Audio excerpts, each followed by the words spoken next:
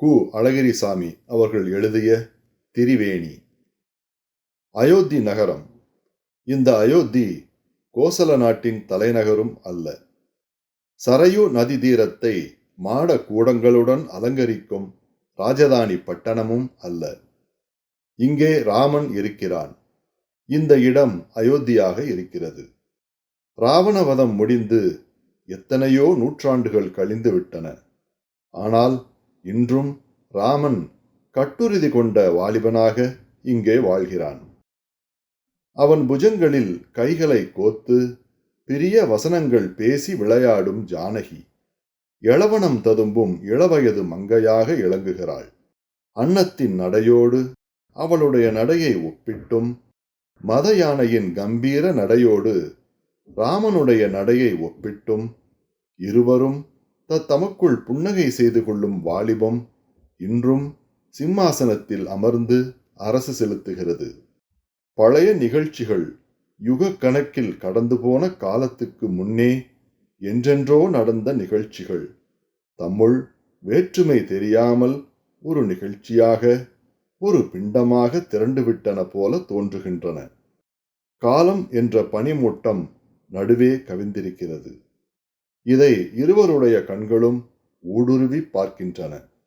மூட்டத்திற்கு அப்பால் தென்படும் அகலிகையின் விமோசனமும், வில்லிருத்த பேராண்மையும், தாதை சொல்கொண்டு கானக வாழ்க்கையை மேற்கொண்டதும், குகனுடைய வரவேற்பும், பரதன் பாதுகை சுமந்து சென்ற கோலமும், அப்புறம் மரவுரி தரித்து பர்ணசாலை முற்றத்தில் ஆடிய விளையாட்டுகளும், இருவரும் பிரிந்து தனி வாழ்வு வாழ்ந்ததும், ஜடாயுவின் தெய்வ மரணமும், சபரியின் கனிவிருந்தும், இலங்கை யுத்தம், கும்பகர்ணனின் மறக்க முடியாத அந்திம காலம், ராவணனின் வெற்படுத்த திருமேனி மண்ணில் சாய்ந்ததை பார்த்து நின்றது, சிறை மீட்சி முதலியவையும் ஒன்றாகி ஒரு நிகழ்ச்சியாகிவிட்டன. இந்த நிகழ்ச்சியால் மோதுண்ட இருவரின் உள்ளமும் யுக வளர்ச்சி பெற்று கனிந்திருக்கிறது. இந்த உள்ளத்தில், இந்த உள்ள பரப்பில் இன்று வர்ணஜாலங்கள் இல்லை, ஸ்வரபேதங்கள் இல்லை. பழைய நிகழ்ச்சிகள் ஒன்றானது போல் இந்த மன உணர்ச்சிகளும் ஒன்றாகிவிட்டன. சகலமும் ஏகமாகி நின்ற இந்த விசித்திரமான பருவத்திலும் கூட மிதிலையிலும் அயோத்தியிலும் சிறு பிராயத்தில் ஊசலாடியும் கிளி வளர்த்தும் நிலா முற்றத்தில் அமர்ந்து யாழிசையை அனுபவித்தும் வந்த பழைய விளையாட்டுகளை அவர்கள் நிறுத்தவில்லை. அந்த நாளும் இந்த நாளும் ஒரே ஒரு வேற்றுமையுடன் தானே வேறுபட்டு நின்றன. முன்னாளில் விளையாட்டு இன்ப வேட்கையில் பிறந்தது. விளையாட்டை தாண்டி வேறு எதுவும் இல்லை. இன்றோ விளையாட்டில் மற்றொரு விளையாட்டு பிறந்தது. விளையாட வேண்டும் என்பது ஆசையாக இல்லாமல் வேறொரு விளையாட்டாகவே இருந்தது. இந்த இரண்டாவது விளையாட்டில் அவர்கள் சொர்க்கானுபவத்தை கண்டார்கள், விளையாடினார்கள். சீதை யானையின் நடையை கண்டு புதியதோர் முறுவல் செய்தாள். ராமனும் அன்னத்தின் நடையை பார்த்து புன்னகை பூத்தான்.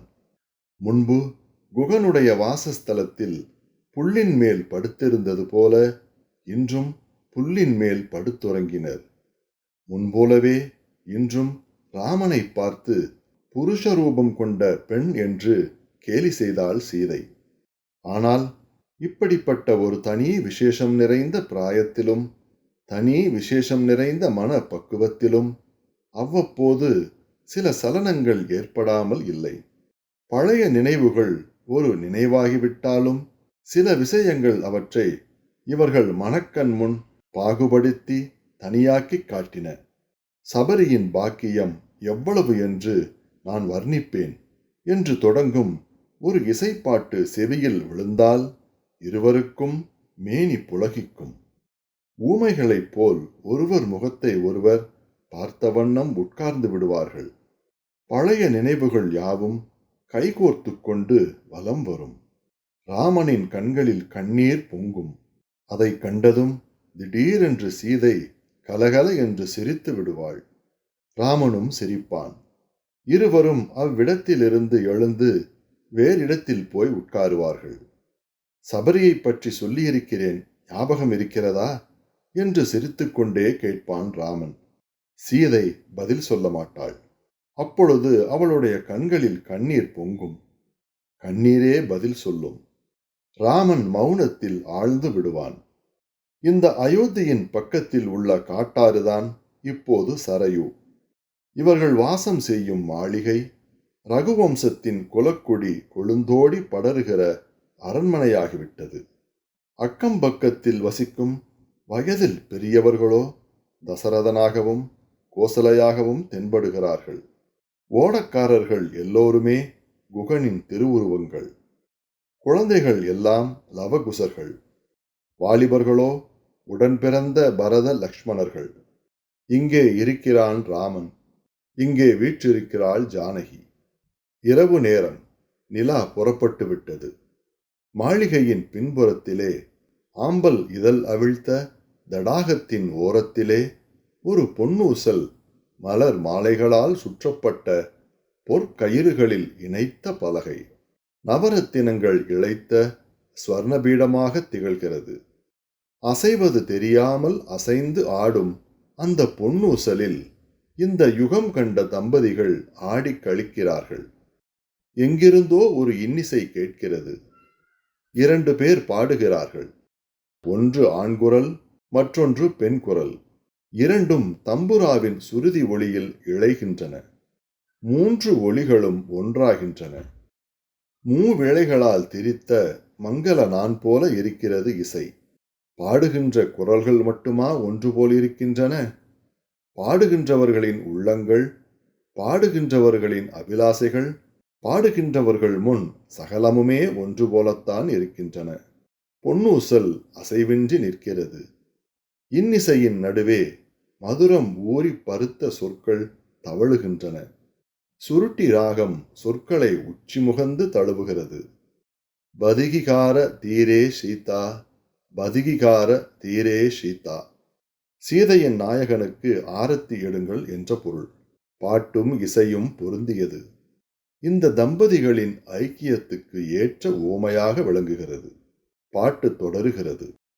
மிகவும் மிருதுவான உண்மையான மொழிகளை பேசுகிறவனுக்கு, சர்வலோக நாயகனுக்கு ஆரத்தி எடுங்கள். ஒன்றும் தோன்றாமல் நன்றாக இருக்கிறது என்று மட்டும் சொல்லுகிறாள் சீதை. எது என்று அவசியமில்லாமலே கேட்கிறான் ராமன். எல்லாம் என்று தன்னை மறந்த பதில் வருகிறது. பாட்டு தொடர்ந்து கேட்கிறது. பொன்னிறமான பாம்பனையில் வீற்றிருந்த மின்னலைப் போல பிரகாசிக்கும் தன்னுடைய மனையாட்டியாகிய சீதையுடன் பேசிக்கொண்டிருக்கிறான். உள்ளம் பூரிக்கிறான். அவனுக்கு ஆரத்தி எடுங்கள். இசை சிறிது சிறிதாக மௌனத்தில் கலக்கிறது. இசை வந்த பாதையில் மௌனம் வருகிறது.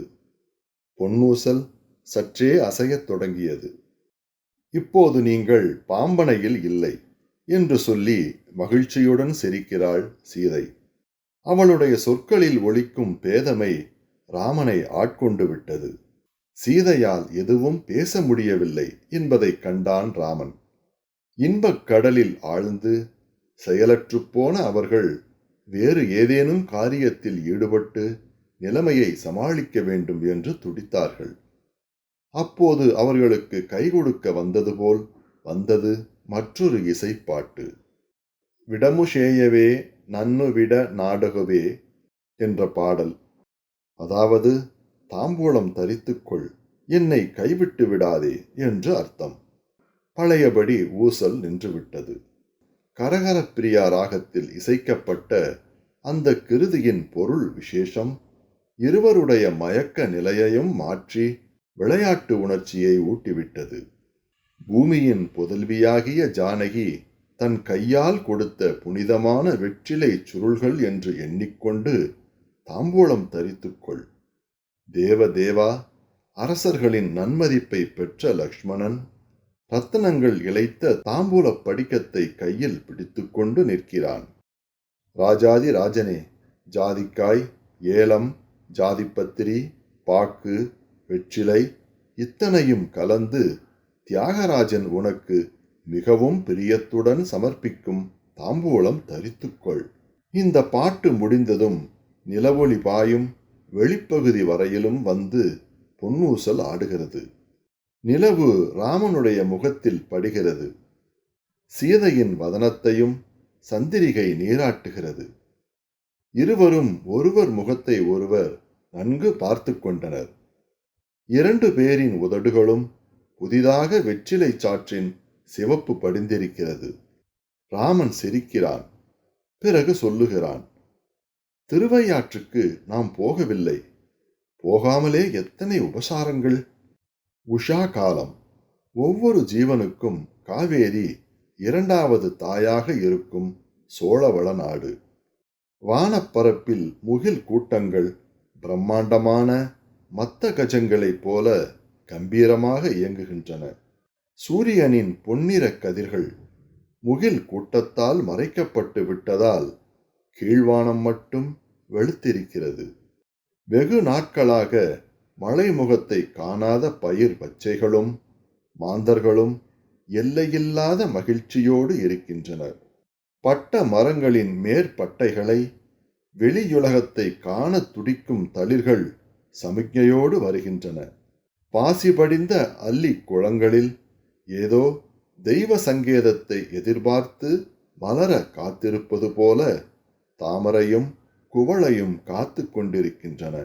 அவ்வப்போது வீசும் ஆரவாரமான ஈரக்காற்று சகல உயிர் வர்க்கத்துக்கும் பிராணவாயுவாக வீசுகிறது. செடிகளும் மரங்களும் ஆடி குலுங்குகின்றன. பறவை இனங்கள் கூண்டுக்குள் இருந்து ஊஞ்சலாடுகின்றன. சிறிது நேரத்தில் மழை பெய்யத் தொடங்கியது. மக்களின் மகிழ்ச்சி சக்கரவாகங்களின் ஆனந்தத்தை வெற்றி கொண்டது. ஆனால் பெய்த மழை பெருமழை அல்ல. ஒரு சிறு தூற்றலோடு நின்றுவிட்டது. ஆயினும் சில வினாடிகளில் பெருமழை பெய்து உலகம் செழிக்கப் போகிறது என்ற நம்பிக்கைக்கு அபாயம் ஏற்படவில்லை. ஊருக்குள்ளே ஜனங்கள் எந்த கலைக்கோட்டு முனிவன் மழையோடு நம் ஊரை நோக்கி நடந்து வருகிறானோ என்று பேசிக்கொண்டிருந்தார்கள். ஆனால் வந்தவன் கலைக்கோட்டு முனிவன் அல்ல. காவேரியின் கரையை ஒட்டி காட்டு வழியாக நடந்து வருகிறான் ராமன். அவனை பின்தொடர்ந்து ஜானகி நடந்து வருகிறாள். அவள் சிரித்தால் முத்து உதிர்கிறது. நடந்தால் அங்கே செந்நெல் விளைகிறது. இருவரும் நடந்து வரும்போது மண்ணில் விழும் தடம் பூமாதேவியின் உள்ளங்கையில் அதிர்ஷ்டரேகை ஓடுவது போல் இருக்கிறது. திருவையாறு கஷேத்திரத்தினுள் இருவரும் பிரவேசிக்கின்றனர். வரும் வழியில் தெருக்களில் பற்பல காட்சிகளை தானும் கண்ணுற்று தன் அன்பு கிணியாளுக்கும் ராமன் காட்டிக்கொண்டு வருகிறான். ஒரு வீட்டில் தன் குழந்தையை ஒரு தாய் தாலாட்டுகிறாள். தியாகராஜ கீர்த்தனம் ஒன்றே தாலாட்டாக அமைந்துவிட்டது. தன் அருமை குழந்தையை ஆசையுடன் பார்த்து, எங்கிருந்து புறப்பட்டாயோ, எந்த ஊரோ, இப்பொழுதாவது தெரிவிப்பாய் ஐயனே என்று பொருள்படும் பாட்டை கொஞ்சி கொஞ்சி பாடுகிறாள். சிறிது தூரம் சென்றதும் ஒரு வீட்டில் ஒரு கிழவர் தம் பேரனுக்கும் பேத்திக்கும் ஒரு கீர்த்தனத்தை கற்றுக் கொடுப்பது இந்த வாலிப தம்பதிகளின் காதில் விழுகிறது. கிழவர், யாருக்காக இந்த அவதாரம் எடுத்தாயோ, இந்த மண்ணுலகத்துக்கு உன்னை வரவழைத்த மகாராஜன் எவனோ அவனை நான் வணங்குகிறேன் என்ற அர்த்தம் தொனிக்கும் பாடலை தம் தளர்ந்து போன சாரீரத்தால் உருக்கமாக பாடுகிறார். பாடலை கேட்டு வாலிப தம்பதிகளின் கண்கள் ஆனந்த பாஷ்பம் சொரிகின்றன. தெருவோடு வரும்போது நிகழ்ந்த சகல சம்பவங்களும் அவனையும் அவன் மனைவியையும் அந்த ஊரிலேயே பிறந்து வளர்ந்த பிரஜைகளாக்கிவிட்டன. இந்த மாறுதலை ஞாபகார்த்தமாக வைத்து காப்பதற்காகவோ என்னவோ கல்தடுக்கி ராமனின் கால் விரலில் இரத்தம் வழிந்தது. அதை துடைத்து கொண்டு நடக்கிறான் ராமன். இருவரும் தியாகையர் வீட்டினுள் செல்கின்றனர். அப்போது அவரும் அவர் மனைவியும் ராமனின் பூஜா விக்கிரகத்தை பார்த்து ஆரத்தி பாடலை பாடிக்கொண்டிருக்கின்றனர். ராஜ குடும்பத்தை சேர்ந்தவர்களைப் போல் இருக்கும் இந்த தம்பதிகள் இந்த வீட்டுக்குள் நுழையும் அதிசய காட்சியை பார்த்த ஒரு மாட்டுக்கார பையன் இந்த செய்தியை தெரிவிக்க தன் வீட்டுக்கு ஓடுகிறான். தியாகையரின் சீடர்களில் ஒருவன் அப்போது அங்கே சந்தர்ப்பவசமாக வந்து இளைஞர்களை பார்த்து கொண்டான். உடனே தெரிந்தவர்கள் வீடுகளுக்கெல்லாம் போய் ராமன் வந்துவிட்டான் என்று பறைசாற்றினான். தியாகையரும் மனைவியும் வரவேற்பு கீதத்தை பாடினார்களே ஒழிய வரவேற்பதற்காக எழுந்திருக்கவில்லை. ஏனென்றால் வாலிபத் தம்பதிகள் வந்ததையே அவர்கள் பார்க்கவில்லை. ஆனாலும் பிரகாசிக்கும் தங்க பீதாம்பரம் உடுத்துக்கொண்டு மெதுவாய் வருவாயடா ராமா, பசும்பொன்னால் செய்த ஆபரணங்கள் அசையும்படி வாடா என்று பாடுவதன் மூலம் அவர்கள் திரும்ப திரும்ப ராமனை அழைத்து கொண்டுதான் இருந்தார்கள். இருவரும் பாடி முடித்ததும் திரும்பி பார்த்தபோது திருமணம் முடிந்து மிதிலையிலிருந்து அயோத்தி வந்திறங்கிய வதூவரர்களைப் போல இன்னும் மஞ்சள் காப்பு கூட அவிழ்க்காத மணமக்களைப் போல ராமனும் சீதையும் காட்சியளித்தார்கள். தெய்வ தம்பதிகளை பார்த்த மானிட தம்பதிகள் மெய்சிலிர்த்து பேச்சிழந்து அருகில் கூட போகத் தோன்றாமல் நின்ற நிலையிலேயே கீழே விழுந்து சாஷ்டாங்கமாக வணக்கம் செய்தார்கள். ராமன் தான் அவர்கள் அருகில் சென்றான். சென்று தன் கரங்களால் அவர்களை தொட்டு எழுப்பினான். ராமா, என் தெய்வமே, என்னை தேடியா நீ வந்தாய்? உன் திருப்பாதங்கள் நோவ என்னை தேடி நடந்து வந்தாயா? இது தகுமா? நான் உன்னை கால்கள் நோவ நடக்க வைத்த மகா பாவிராமா, சர்வலோக நாயகா என்று தியாகையரின் கண்களிலிருந்து அருவியே கொட்டியது. அவருடைய மனைவியின் மூடிய விழிகளிலிருந்தும் கண்ணீர் தாரைகள் வழிந்தன. ராமன் புன்னகை செய்து கொண்டே, நான் சர்வலோக நாயகனாக உலகளந்த சொரூபத்தில் வரவில்லையே, தசரத குமாரனாக இந்த மண்ணுலகத்து மாந்தருள் ஒருவனாகத்தானே வந்திருக்கிறேன் என்று கூறுகிறான். அப்போது மனித பிறவியும் வேண்டுவதே இந்த மாநிலத்தே என்று தெருவோடு பாடிக்கொண்டு செல்லும் ஒரு யாசகனின் பாட்டுக்கு இங்கே வேறு தாத்பரியம் பிறக்கிறது. தெய்வங்கள் மனிதர்கள் ஆக வேண்டும், மனித பிறவிக்கு அவ்வளவு மகத்துவமும் உண்டு என்று ராமன் தனக்குத்தானே சொல்லிக் கொள்கிறான். இதற்குள் ஊர் ஜனங்கள் வந்து கூடிவிட்டார்கள். ஆகவே வீட்டினுள் இருந்தவர்கள் வெளியே வருகிறார்கள். தெருப்பிடிக்காத பெருங்கூட்டம். வயல்வெளிகளில் வேலை செய்பவர்களும் அதற்குள் ஓடி வந்து விட்டார்கள். கூட்டத்தில் தன் தாயை தவறவிட்ட ஒரு சின்னஞ்சிறு குழந்தை வேகமாக ஓடி வந்து சீதையை கட்டிக்கொண்டு அம்மா என்று அழுகிறது. நான் உன் அம்மா இல்லை கண்ணு என்று சொல்வது போல சிரித்துக்கொண்டு அவள் அக்குழந்தையை எடுத்து வைத்துக் கொள்ளுகிறாள். குழந்தை அழுகையை நிறுத்தி சீதையின் கன்னத்தோடு தன் கன்னத்தை கொண்டு போய் ஒட்டிக் கொள்ளுகிறது. திண்ணையின் மேல் ராமனும் சீதையும் நிற்கிறார்கள். வாசல் படியில் பக்கவாட்டில் நின்று தொழுகிறார்கள் தியாகையரும் அவர் மனைவியும். முன்பக்கத்தில் கூப்பிய கரங்களுடன் ஜனத்திரள் நிற்கிறது. மனிதர்களைச் சுற்றி பசுக்களும் மற்றும் கன்றுகாலிகளும் வந்து ஏறிட்டு பார்த்து கொண்டு நிற்கின்றன. மரங்களில் இலை தவறாமல் பறவைகள். இத்தனை உயிர் ராசிகளும் ராம தரிசனத்திலேயே மெய்மறந்து நிற்கின்றன. மனிதர்கள் பேசவில்லை, பறவைகள் பாடவில்லை, மரங்களில் இலைகள் கூட அசையவில்லை. இந்த அமைதிக்கு முன் எல்லை பின் எல்லை எதுவும் இருப்பதாக தோன்றவில்லை. தெய்வாம்சம் மனித நிலைக்கு வந்தது, மனிதாம்சம் தெய்வ நிலையை எட்டியது. இந்த நிலை மாற்றம் இரண்டு அம்சங்களுக்குமே பெருமையை அளித்தது. இரண்டும் சந்தித்துக் கொண்டே மத்திய உலகமும் தெய்வ உலகமும் மனித உலகமும் ஒன்றாகிவிட்டன. எப்பேற்பட்ட திரிவேணி சங்கமம்! இந்த சங்கமத்தில் தெய்வமும் மனிதனும் மட்டுமல்ல, விலங்கினங்களும் தாவரங்களும் வந்து கலந்துவிட்டன. அப்போது அமைதியை குலைத்து கொண்டு சீதையின் கையில் இருக்கும் சிறு குழந்தை தன் தாயார் தனக்கு கற்றுக் கொடுத்த பாடலான என்னை காப்பாற்ற நடந்து வந்தாயோ என்ற பாட்டை தன் மழலை மொழியால் திக்கி திக்கி பாட ஆரம்பித்து விட்டது. ராமன் முகத்திலோ புதியதோர் பிரகாசம் சுடர்விட்டது. இதை பார்த்த ஒரு வயதான கிழவி அவனிடம் நெருங்கி வந்தாள். எதையோ சொல்ல வந்தாள். ஆனால் நினைத்ததை அந்த ஆனந்த பரவசத்தில் மறந்துவிட்டாள். சிரித்துக்கொண்டே மறந்ததை ஞாபகப்படுத்தி பார்த்தாள். எல்லோரும் அவளையே பார்த்து கொண்டிருந்தனர். யாரும் எதிர்பாராத ஒரு நேரத்தில் அவள் ராமனை பார்த்து மிக மிக வாஞ்சையுடனும் வாத்சல்யத்துடனும், ராமா, நீ எங்கள் ஊரிலேயே இருந்து விடேன் என்றாள். ராமன் சிரித்தான். பாட்டி, இங்கே நீ இருக்கிறாய் அல்லவா? நான் இருந்தாலும் ஒன்றுதான், நீ இருந்தாலும் ஒன்றுதான் பாட்டி என்றான் ராமன். அப்போது பூ உலகின் நாற்திசைகளிலும் பெருமழை காலூன்றி பெய்ய ஆரம்பித்தது.